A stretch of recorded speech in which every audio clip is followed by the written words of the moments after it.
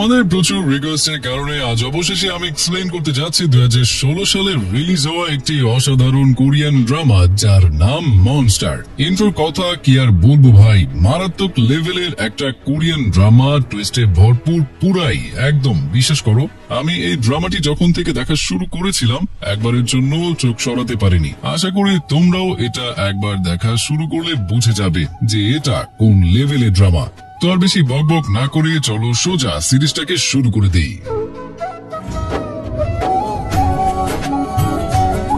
গল্পের শুরুতে আমরা হিরোকে দেখতে পাই যার নাম হলো লি। লি অনেক ধনী পরিবারের ছেলে ছিল। আসলে 1 বছর আগে একটা অ্যাক্সিডেন্টে তার চোখ নষ্ট হয়ে যায়, কিন্তু কয়েক বছরের মধ্যে তার শ্রবণ শক্তি অনেক বেড়ে গেছে। কেউ যদি দূর থেকে ফুসফুস শব্দ করে তাও সেটা সে শুনতে পায়। ঘরের চাকরানি তো অনেক আস্তে বলে যে আমাদের মালিক তো দেখতে পায় না, এই সুযোগে আমরা কোনো দামি জিনিস চুরি করি নেই। কিন্তু লি তো তাদের সব কথা পরিষ্কার শুনে নিয়েছিল আর তাদের দেওয়া খাবার নিচে ফেলে দেয়। তারপর আমরা লিয়ের ফুপু মোনাকে দেখতে পাই। লি তো তাকেও সন্দেহ করে যে তার ফ্যামিলির অ্যাক্সিডেন্ট সে আবার করেনি তো। এরপর লি বলে কাজের লোকদেরকে আজকেই কাজ থেকে বের করে দাও। মোনা তখন বলে 1 সপ্তাহের মধ্যে কতগুলো চাকরানিকে কাজ থেকে বের করে দেবে তুমি। লি তখন বলে যেটা আমার পছন্দ না সেটা আমি রাখতে চাই না। এই কথা বলে সে ওখান থেকে চলে যায়। লি শুধু একজনকে বিশ্বাস করে আর সে হলো তার লয়ার শাওয়ান। গাড়ি দিয়ে যাওয়ার সময় লি শাওয়ানকে বলে কিছুদিন পর আমার জন্মদিন আর আমি 20 বছরের হয়ে যাব, তখন এই সমস্ত প্রপার্টি আমার হয়ে যাবে, রাইট? তখন আমাকে কেউ ধোকা দিতে পারবে না। কিন্তু আমার এখনো মোনার উপরে সন্দেহ আছে যে সে আমার প্রপার্টি নেওয়ার সমস্ত চেষ্টা করে যাচ্ছে, এজন্য আপনি তার উপরে নজর রাখবেন।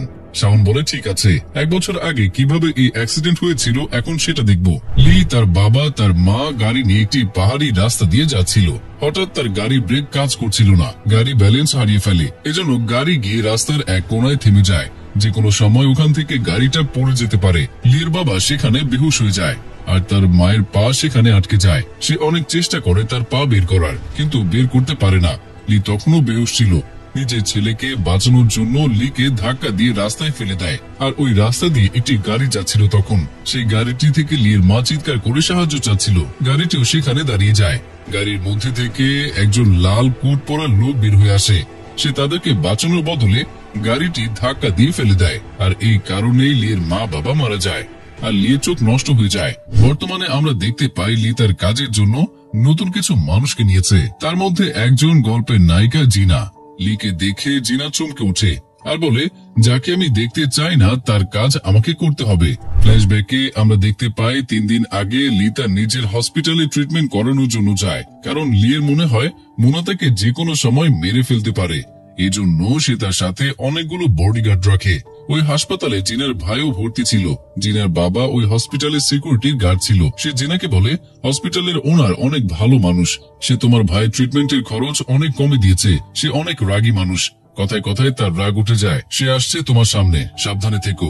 এটা বলে জিনার বাবা সেখান থেকে চলে যায়। তারপর লি হাসপাতালে এসে ওয়াশরুমে যায়। তখন পেছন থেকে এসে কেউ লিকে ধরে ফেলে। সে অনেক ভয় পেয়ে যায়। মোনার পাঠানো কোনো লোক নয় তো, সে হয়তো আমাকে মারার চেষ্টা করছে।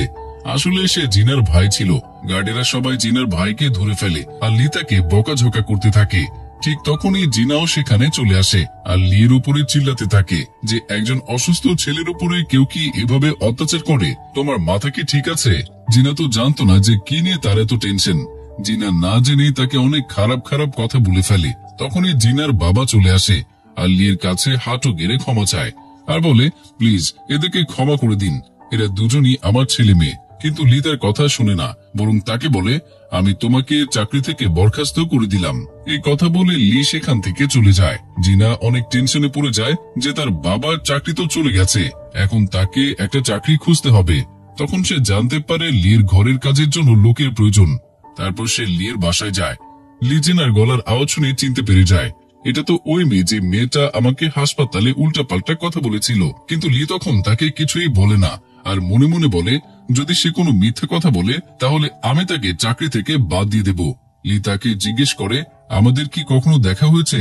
তখন জিনা বলে হ্যাঁ, হাসপাতালে দেখা হয়েছিল। আমার ভাই না জেনে আপনার গলা ধরে ফেলেছিল আর আমি না বুঝে আপনাকে উল্টাপাল্টা বলেছিলাম। সত্যি বলার জন্য তাকে লি খুবই ভালো লাগে, তাই লি তাকে চাকরিতে রেখে দেয়।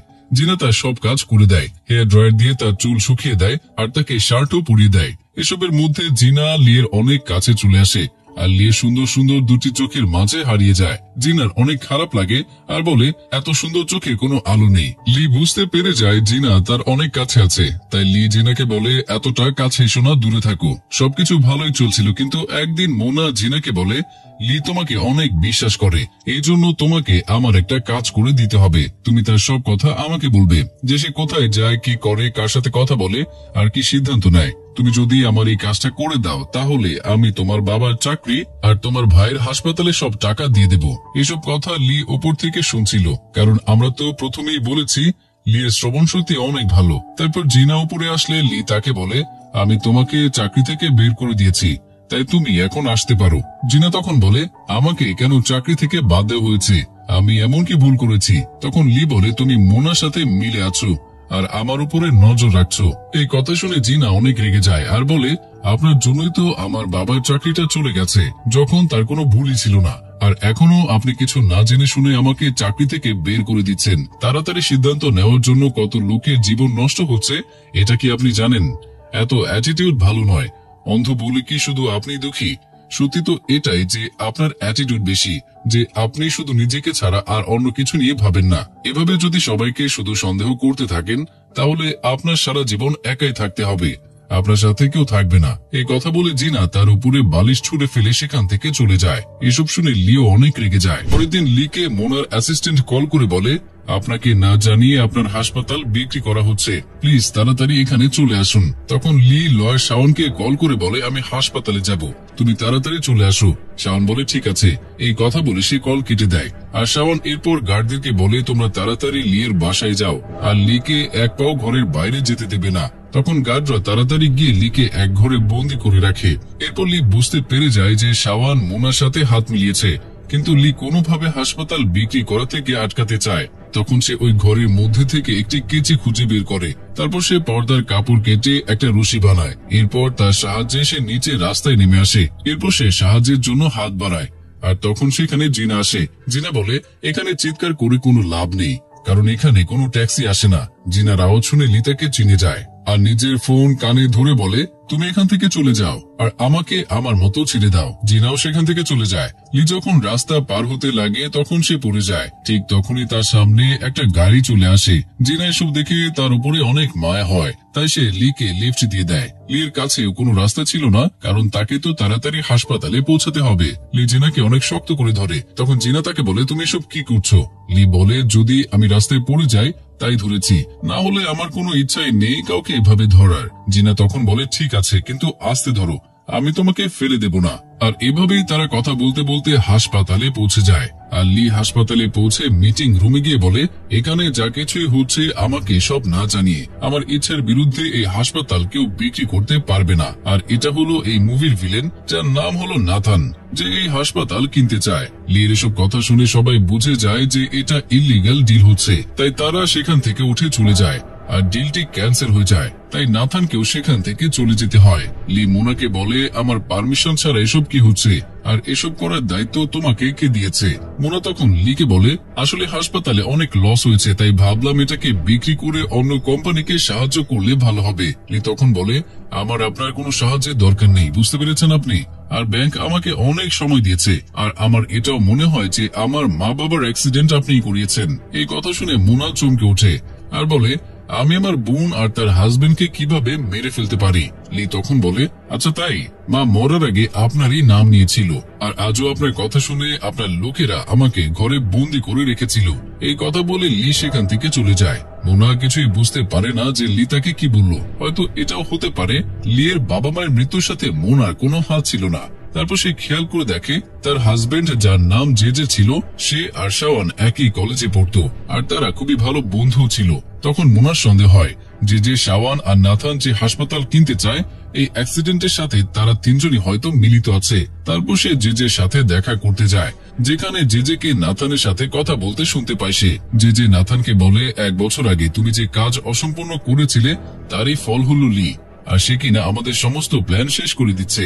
যেভাবে পারো তাড়াতাড়ি লিকে শেষ করে দাও।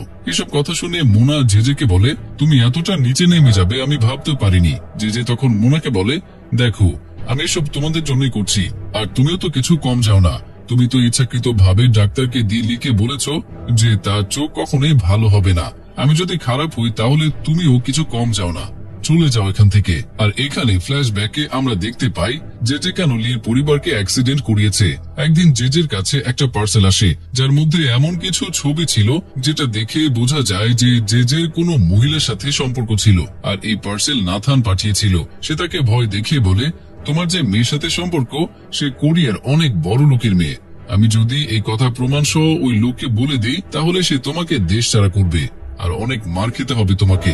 যদি তুমি এই দেশে বেঁচে থাকতে চাও তাহলে লিয়ের পরিবারকে অ্যাক্সিডেন্ট করিয়ে শেষ করে দাও। তখন সমস্ত প্রপার্টি তোমার হয়ে যাবে, কারণ লিয়ের তো এখনো 20 বছর হয়নি। তারপর তুমি প্রপার্টি থেকে একটা বড় অংশ আমাকে দিয়ে দেবে। আর এই কারণেই যে সেদিন তাদের গাড়ি ব্রেক ফেল করে দিয়েছিল। আর যখন তারা বেঁচে গিয়েছিল তখন সে নিজে গাড়ি ধাক্কা দিয়ে ফেলে দিয়েছিল।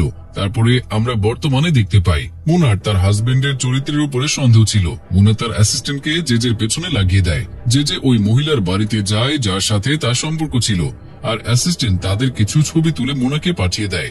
মোনাও তাদেরকে ধরার জন্য তাড়াতাড়ি বের হয়ে যায়। অন্যদিকে জিনা লিকে তার বাসায় পৌঁছে দেয়। এরপর থেকে লি জিনার উপরে বিশ্বাস করতে শুরু করে, আর সে বলে, আমি তোমার সাথে যে খারাপ ব্যবহার করেছি তার জন্য তুমি আমাকে ক্ষমা করে দিও, আর প্লিজ কাল থেকে তুমি আবার কাজে জয়েন হয়ে যাও। জিনা তখন বলে, দেখো আমি চাকরির জন্য তোমাকে সাহায্য করিনি, আর আমার চাকরি চাইও না। লি তখন বলে, আমি তোমাকে 2 গুণ স্যালারি দেব। জিনা তখন তার কাছে গিয়ে বলে, এরপর থেকে আমি তোমার সাথে আর দেখাই করব না। এই কথা বলে সে ওখান থেকে চলে যায়। বাসায় এসেও লি জিনার কথাই ভাবতে থাকে, তাই সে জিনাকে কল করে। আর আমরা দেখতে পাই জিনা ডেলিভারি ম্যানের কাজ করে। লির কল দেখতে পেয়ে সে তার ফোনের থেকে ব্যাটারি খুলে নেয়। লি তার স্টাফকে বলে, তুমি জিনার বাবাকে বলো সে যেন আবারও হাসপাতালের কাজে আসে, আর জিনার ভাইয়ের ট্রিটমেন্টের সবকিছু রেডি করো। লি ভাবে, যদি আমি এরকম করি তাহলে হয়তো জিনার রাগ কমে যাবে আর সে এখানে আবারও কাজে আসবে। অন্যদিকে মোনা ওই মহিলার বাসায় যায়। বাইরে যে জুতা দেখে মোনা দরজায় কান লাগিয়ে শুনতে থাকে যে ভেতরে আসলে হচ্ছেটা কি। ভেতরে ওই মহিলা বলে, তুমি মোনাকে কবে ডিভোর্স দেবে এটা বলো। ঠিক তখনই মোনা ভেতরে চলে আসে, আর এটা তো অন্য কেউই নয় বরং মোনার বেস্ট ফ্রেন্ড। মোনা তখন বলে, আমার তো বিশ্বাসই হচ্ছে না যে তুমি আমার বেস্ট ফ্রেন্ড হয়েও আমার জীবন নষ্ট করে দিচ্ছ। এই কথা বলে মোনা তার চুল ধরে টেনে বাইরে নিয়ে যেতে লাগে। জেজে তো ভয়ে বিড়ালের মতো কাঁপতে থাকে। তারপর মোনা জেজের গালে একটা থাপ্পড় বসিয়ে দেয় আর বলে, আমি তোমাকে প্রেস আর পুরো শহরের মধ্যে বদনাম করে দেব, আর তোমার উপরে পুলিশ কেসও হবে। এসব বলে সে চলে যেতে লাগে, কিন্তু জেজে তাকে ধরে সিঁড়ি থেকে ফেলে দেয়। আর মোনার মাথায় আঘাত লাগার কারণে সে ওখানেই মারা যায়। তারা দুজন অনেক ভয় পেয়ে যায় আর ভাবে এখন তো তাদের জেলে যেতে হবে। কিন্তু জেজে এখানে বুদ্ধি করে একটা পুরনো ক্রিমিনালকে কল করে যার উপরে অনেকগুলো কেস আছে। জেজে তাকে বলে, আমি তোমাকে 2 মিলিয়ন টাকা দেব, তুমি শুধু আমার ওয়াইফের লাশটা কোথাও নিয়ে গিয়ে ফেলে দিয়ে আসো। আর একটা কাজ করো, লির হাসপাতালে একটা ভাইরাস আছে, কোনোভাবে তুমি ওই ভাইরাসের সাথে লিকে যুক্ত করে দাও। আর তুমি পুলিশের সামনে সারেন্ডার করে দেবে আর বলবে লি বলাতে তুমি মোনাকে মেরে ফেলেছো, এই জন্য তার উপর দোষও আসবে। আর কিছুদিনের মধ্যে ইনফেকশনের কারণে লি সেখানে মারাও যাবে। যদি তুমি এসব করে দাও তাহলে আমি তোমাকে 2 মিলিয়ন টাকা দেব। ক্রিমিনাল এসব কথায় রাজি হয়ে যায়। এখানে লি যেরকম এক্সপেক্ট করেছিল ঠিক সেই রকমই হয়। জিনার রাগ কমে যায় আর সে আবারও কাজে আসে। জিনার আসার জন্য লি অনেক খুশি হয়ে যায়। তখন লির কাছে ক্রিমিনাল কল করে বলে, তোমার পরিবার মরার পেছনে কার হাত আছে এটা আমি জানি। তুমি শুনতে চাইলে তাড়াতাড়ি হাসপাতালে চলে আসো, আমি সেখানেই তোমাকে সবকিছু বলবো। আসলে সে আমাকে মারতে বলেছে। লির অনেক খারাপ লাগে, কারণ সে এতদিন মোনাকে তার পরিবারের মৃত্যুর জন্য দায়ী করত, কিন্তু এখন তো সবকিছুই অন্যরকম হচ্ছিল। তারপর লি তাড়াতাড়ি জিনাকে নিয়ে ওই হাসপাতালের ল্যাম্পে আসে। ক্রিমিনাল তো আগে থেকে ওই ল্যাম্পে ভাইরাস ফিট করে রেখেছিল। এরপর যখনই লি ওই রুমে আসবে তখনই সে গ্যাসের মাধ্যমে ওই ভাইরাসটি ছড়িয়ে দেবে। এরপর যে কিনা লি আর জিনা ওই রুমে যায় তখনই ক্রিমিনাল দরজা লক করে দেয় আর রিমোটের মাধ্যমে ভাইরাসকে ছড়িয়ে দেয়। তারা দুজন ভেতরে নিঃশ্বাস নিতে পারছিল না। তখন লি বুঝতে পারে নিশ্চয়ই কেউ তাদের ক্ষতিকর ওই ভাইরাসটি ছেড়ে দিয়েছে, কারণ এটা তো লিয়েরই হাসপাতাল ছিল। তাই লি তো এই ভাইরাসের ব্যাপারে সবকিছুই জানে, কারণ কিছু বছর আগে এখানে একজন ডাক্তার লিকে বলেছিল আমরা একটা মিউট্যান্ট ভাইরাস বানাচ্ছি আর তার অ্যান্টিডোটও বানাচ্ছি। তখন লি ওই অ্যান্টিডোট খুঁজে বের করে, কিন্তু সেখানে শুধু একটাই ছিল। তাই লি জিনাকে লাগাতে বলে, কিন্তু জিনা বলে এটা তুমি লাগিয়ে নাও, আমার চিন্তা করো না। তখন জিনার বাবা জিনাকে ল্যাম্পের মধ্যে বন্ধ দেখে, এরপর তাকে বাঁচাতে আসে, কিন্তু ততক্ষণে জিনা ওই অ্যান্টিডোট লিকে লাগিয়ে দেয়। এরপর লিকে আমরা একটা হাসপাতালে দেখতে পাই। তখন তার হুঁশ ফিরে এসেছিল। যে তার পাশে বসেছিল আর বলে, তুমি আমার ওয়াইফ মোনাকে মারার জন্য একটা ক্রিমিনাল হায়ার করেছো। এখানে আমরা দেখতে পাই যে ওই ক্রিমিনালকে বলে, আমি তোমাকে বেল করে বাইরে আনবো, তারপর তোমাকে $4 মিলিয়ন দেব। এই টাকার লোভ সে সামলাতে না পেরে পুলিশের কাছে সারেন্ডার করে দেয়। আর সে এও বলে দেয় যে আমি লির কথা মতোই মোনাকে মেরে ফেলেছি। এজন্যই পুলিশ ওই ক্রিমিনালের সাথে সাথে লিকেও অ্যারেস্ট করে নেয়। অন্যদিকে খবরে জানা যায় হাসপাতাল থেকে ভাইরাস লিক হয়ে হাওয়ার সাথে মিশে 7 জন মানুষ অসুস্থ হয়ে গিয়েছে। তারপর আমরা দেখতে পাই লি জেলের মধ্যে আছে, আর ওই জেলের সামনে ক্রিমিনালও আছে। ক্রিমিনাল জেলের মধ্যে থাকা একটা লোককে বলে, আমি ওই ছেলেটাকে ফাঁসিয়েছি, আমি তো বাইরে চলে যাব আর আমি $4 মিলিয়ন পাবো, আর এই বেচারা জেলের মধ্যেই পড়ে থাকবে। আমরা তো জানি লির শ্রবণ শক্তি অনেক বেশি, তার সব কথাবার্তা লি শুনতে পায়, আর এটাও বুঝতে পারে ক্রিমিনাল এই জেলের মধ্যে আছে। ক্রিমিনালের জেলের মধ্যে নতুন আরেকটা লোক আসে। তখন সবাই মিলে ওই লোকের উপরে অনেক অত্যাচার করে। একদিন যে ওই ক্রিমিনালের সাথে দেখা করতে আসে আর বলে, তুমি জেলের মধ্যে লিকে শেষ করে দাও, তুমি যদি তাকে শেষ করতে পারো তাহলে আমি তোমাকে $10 মিলিয়ন দেব। এই কথা শুনে ক্রিমিনাল প্রথমে রাজি হয় না, এরপর সে রাজি হয়ে যায়। তারপর থেকে সে লিকে মারার জন্য কোনো একটা রাস্তা খুঁজতে থাকে আর তার সাথীদের বলে তাকে ধাক্কা দিয়ে ফেলে দাও, কিন্তু লি তো সব কথাই শুনতে পায়। তখন থেকে সে ওই ক্রিমিনালের কাছ থেকে দূরে থাকে। যখনই একজন লিকে ধাক্কা দিতে আসে তখন লি মাথা নিচু করে, আর এজন্য সেই লোকটাই নিচে পড়ে মারা যায়। আমরা তো জানি জেলের মধ্যে একজন নতুন মানুষ এসেছে। সে লিকে বলে, ওই লোকেরা তোমাকে মারতে চায়, তুমি একটু সাবধানে থেকো। এরকম ভাবেই ধীরে ধীরে তাদের মধ্যে ভালো বন্ধুত্ব হয়ে যায়। লি তাকে বলে, তুমি কি জানো আমার শ্রবণ শক্তি অনেক ভালো, এটা সুযোগে আমরা ওই ক্রিমিনাল আর তার বন্ধুদের ফাঁসাতে পারবো, তুমি কি আমাকে এটার জন্য সাহায্য করবে? সেও রাজি হয়ে যায়। এরপর তারা দুজন মিলে অনেক ভালো একটা প্ল্যান বানায়। যখন ক্রিমিনাল আর তার বন্ধুরা ওয়াশরুমে আসে তখন সেখানে লিও আসে। বাইরে থেকে তার বন্ধু তাকে বলে দিচ্ছিল যে ডানে যেতে হবে নাকি বামে। এই আওয়াজ তো আর ক্রিমিনালরা শুনতে পায় না, কিন্তু লি ঠিকই শুনছিল। ক্রিমিনালরা লিকে এখানে আসতে দেখে খুবই খুশি হয়ে যায় আর বলে, এখন তো তাকে কেউ বাঁচাতেই পারবে না। এরপর লি গিয়ে একটা টয়লেট খুলে, তখন তার মধ্যে বসেছিল ক্রিমিনাল। ক্রিমিনাল তো অনেক খুশি আর মনে মনে সে বলতে থাকে, এ তো নিজে আমার কাজ আরো অনেক সহজ করে দিল আর একাই এখানে চলে এসেছে। ক্রিমিনাল তো জানতো না যে সে নিজেই লিয়ের হাতে ফেসে যাচ্ছিল। তারপর আর কি, লি টয়লেটের দরজা বন্ধ করে দেয় আর বলে, তুমি আমাকে মারতে চেয়েছিলে তাই না, এখন দেখো আমি তোমার কি অবস্থা করি। এই কথা বলে লি একটা রশি বের করে উপরের দিকে দিয়ে বেঁধে নেয় আর তারপর নিজের গলার মধ্যে দিয়ে দেয়। ক্রিমিনাল তো কিছুই বুঝতে পারে না যে লি গলায় দড়ি বেঁধে কি করতে চায়। তখন লির বন্ধু সিকিউরিটি গার্ডকে ডেকে আনে আর বলে, স্যার আপনারাই দেখেন, এরা লিকে ডেকে এনে মারার চেষ্টা করছে। তারপর আর কি, গার্ডদেরও মনে হয় ক্রিমিনাল লিকে মারার চেষ্টা করছে। তারপর তারা ক্রিমিনালকে অনেক মারে আর বলে, যদি লিয়ের কিছু হয় তাহলে তোমার মৃত্যু অনিবার্য। এরপর লি ওই ক্রিমিনালকে বলে, যদি তুমি আমাকে সত্যিটা বলো তাহলে আমি তোমাকে $30 মিলিয়ন দেব। কিন্তু ক্রিমিনাল এটা মানে না। কিছুদিন পর ক্রিমিনাল অনেক অসুস্থ হয়ে পড়ে আর সে ভাবে হয়তো সেদিন ল্যাম্পের মধ্যে থাকা ভাইরাসের সাথে সেও যুক্ত হয়ে গেছে, আর এই সাহায্য তো শুধু লি করতে পারবে, কারণ সে তো ওই ভাইরাসের সম্পর্কে জানে। সে লির পা ধরে বলে, প্লিজ কিছু একটা করে আমাকে বাঁচিয়ে নাও, আমাকে অ্যান্টিডোট দিয়ে দাও। প্রথমে তো লি মানা করে দেয়, তারপর সে বলে, আচ্ছা ঠিক আছে, তাহলে তুমি আগে এটা বলো যে আমাকে মারার প্ল্যান কার ছিল, আর তুমি আমার সম্পর্কে যা জানো সব বলে দাও, না হলে আমি তোমার কোনো সাহায্য করতে পারবো না। ক্রিমিনাল বলে, যে তোমাকে মারার জন্য আমাকে $4 মিলিয়ন দিতে চেয়েছে, আর সে তোমার খালা মোনাকেও মেরে ফেলেছে, আর সব দোষ আমাকে নিতে বলেছে। এসব শুনে লি অবাক হয়ে যায় আর ভাবে, তাহলে ক্রিমিনাল মোনা নয় যে ছিল। ক্রিমিনাল এটা বলে, অপারেশন করলে তোমার চোখ ভালো হয়ে যাবে, কিন্তু তারা চায় না তোমার চোখ ভালো হয়ে যাক। এসব শুনে লিয়ের অনেক খারাপ লাগে আর বলে, সব আপনজন তার শত্রু।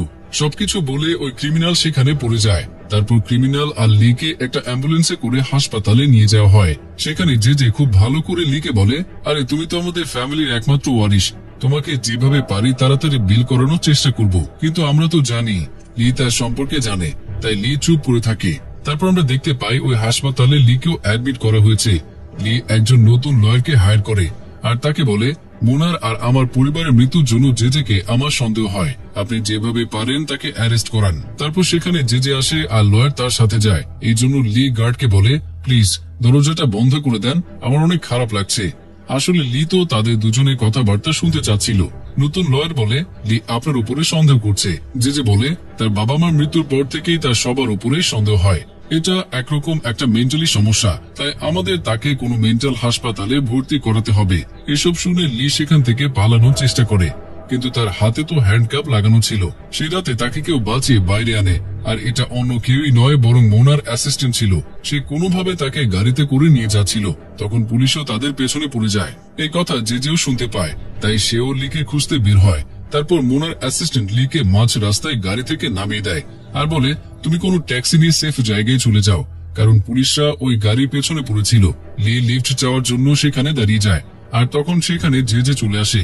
বেচারা লি তো জানতো না যে এটা জেজের গাড়ি, তাই সে ওই গাড়িতে উঠে পড়ে। দূর থেকে এসব কিছু মোনার অ্যাসিস্ট্যান্ট সব দেখে ফেলে, আর লিকে কল করে বলে, তোমার কি ওই গাড়িতে ওঠা ছিল? ওইটা জেজের গাড়ি, কিছু করে সেখান থেকে বের হয়ে যাও। তারপর লি জোরে জোরে চিল্লানো শুরু করে।